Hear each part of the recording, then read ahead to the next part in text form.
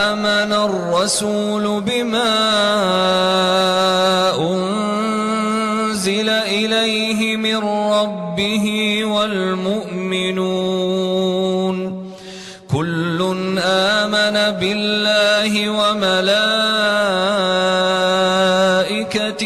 وكتبه ورسله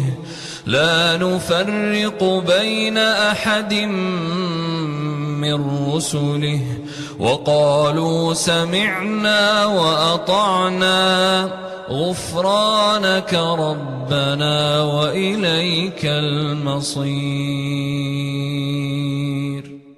لا يكلف الله نفسا إلا وسعها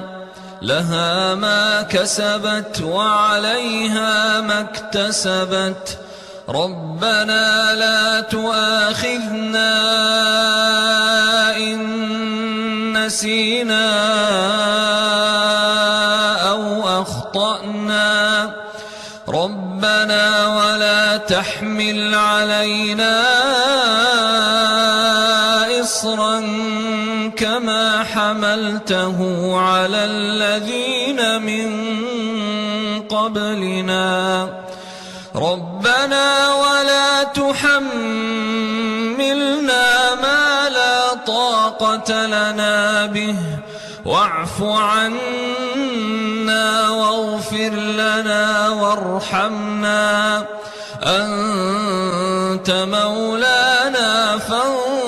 فانصرنا على القوم الكافرين.